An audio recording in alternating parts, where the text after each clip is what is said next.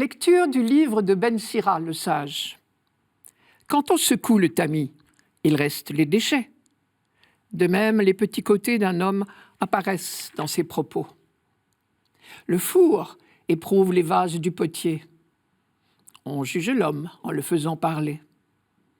C'est le fruit qui manifeste la qualité de l'arbre. Ainsi la parole fait connaître les sentiments. Ne fais pas l'éloge de quelqu'un avant qu'il ait parlé. C'est alors qu'on pourra le juger. Notre auteur donc s'appelait Ben Sira, ce qui veut dire fils de Sira. On l'appelle le sage, parce qu'il s'agit non pas d'un livre d'histoire, ni d'un livre prophétique, mais de ce qu'on appelle un livre de sagesse. On lui donne également un troisième nom, l'ecclésiastique, parce que l'Église des premiers siècles faisait lire ce livre aux nouveaux baptisés, pour compléter leur instruction morale. Il a été écrit à Jérusalem, en hébreu, vers 180 avant Jésus-Christ, et pourtant il ne fait pas partie de la Bible hébraïque. Il fait partie des livres qu'on appelle deutérocanoniques. Je m'explique. Quand, à la fin du 1er siècle de notre ère, les docteurs juifs fixèrent définitivement la liste officielle des écrits juifs qui devaient être considérés comme faisant partie de la Bible, on ne prit évidemment pas en considération tous les livres qui circulaient en Israël. Pour certains livres, le doute n'était pas possible. Ils étaient considérés unanimement et depuis trop longtemps comme parole de Dieu. Le livre de la Genèse, par exemple, ou celui de l'Exode. Mais pour certains livres récents, la question se posait. Le Siracide fait partie de ces livres discutés. Et il a finalement été refusé, pour une raison bien simple. N'étaient admis à figurer dans la liste officielle, ce qu'on appelle le canon, des livres de la Bible écrits en hébreu sur la terre d'Israël. C'était ces deux conditions. Le livre de Ben Sirac répondait à ces conditions. Mais à l'époque de la fixation de cette liste, vers 70 de notre ère, l'original hébreu était perdu. En revanche, la traduction en grec, faite par un petit-fils de Ben Sira, vers 130, circulait à Alexandrie. Alors très logiquement, Ben Sira n'a pas été accepté pour les communautés juives d'Israël, et en revanche, dans les communautés juives qui résidaient à l'étranger, à commencer par Alexandrie, il était déjà reconnu comme faisant partie de la Bible, et par conséquent, il a continué à y avoir sa place. Quant à l'Église chrétienne, elle en a hérité par les communautés de langue grecque. Voilà donc un livre qui a eu un parcours plutôt mouvementé. L'auteur, Ben Sira, a probablement ouvert une école de sagesse à Jérusalem, donc vers 180. C'est ce que la fin du livre laisse entendre. On aurait alors ici une trace des cours que suivait un jeune étudiant juif, apprenti philosophe à Jérusalem, vers 180 avant Jésus-Christ. À cette époque-là, Jérusalem est sous domination grecque. Mais c'est une occupation relativement libérale et pacifique. La persécution commencera un peu plus tard, sous Antiochus Épiphane, vers 165.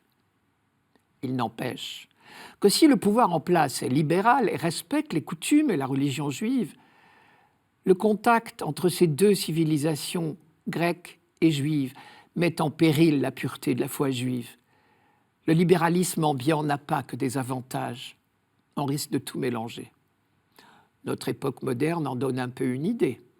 Nous aussi, nous vivons dans une ambiance de tolérance qui nous conduit à une sorte d'indifférentisme religieux. Comme le disait René Raymond, tout se passe comme s'il y avait un libre service des idées et des valeurs, et nous faisons chacun le choix qui nous convient dans ce supermarché. Un des objectifs de Ben Sira, par conséquent, est de transmettre la foi dans son intégrité, et en particulier l'amour de la loi. À ses yeux, c'est dans la loi d'Israël que réside la véritable sagesse.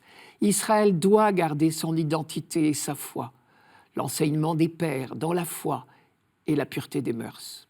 Voilà, aux yeux du Siracide, les conditions de la survie du peuple élu. Sur le plan du style, son livre se présente comme un recueil de maximes ou de proverbes, souvent très beaux, pas toujours très compréhensibles pour nous, parce qu'il reflète des images, des expressions, des tournures d'une autre culture que la nôtre. Nous sommes parfois un peu dépaysés. Dans le passage d'aujourd'hui, c'est un peu ce qui nous arrive. En quelques lignes, Ben Sira emploie 3 images qui étaient habituelles à l'époque, et leur rapprochement n'étonnait personne. Pour nous, c'est moins évident. Mais ce sont des images familières dans l'Ancien et dans le Nouveau Testament. L'image du tri entre l'or véritable et ce qui n'est que scorie, déchet. L'image du potier, tellement célèbre qu'elle est appliquée à Dieu lui-même, créant le monde. Et l'image de l'arbre que nous rencontrons d'innombrables fois, y compris dans le psaume de ce dimanche. Dans les 3 cas, Ben Sira médite sur l'homme qui parle. Quand la poussière d'or traverse le tamis, les scories sont impitoyablement rendues visibles. Quand le vase passe par la chaleur du four, on voit tout de suite si le potier a bien travaillé. Quand le fruit se forme, on voit tout de suite si l'arbre est en bonne santé. Eh bien, de même, nous dit Ben Sira, le véritable fond de notre cœur se traduit dans nos paroles. Un cœur bon dira des paroles de bonté. Ou pour reprendre l'image du tamis et de la poussière d'or, il nous suggère qu'un cœur d'or dira des paroles d'or. Voilà donc un critère infaillible de jugement pour soi-même et pour les autres. Écoutons-nous un peu parler. Nos paroles sont le miroir de notre cœur. 200 ans plus tard, Jésus dispensera exactement le même enseignement à ses apôtres. Et c'est saint Luc qui nous le rapporte dans l'évangile de ce dimanche. L'homme bon tire le bien du trésor de son cœur qui est bon, car ce que dit la bouche, c'est ce qui déborde du cœur.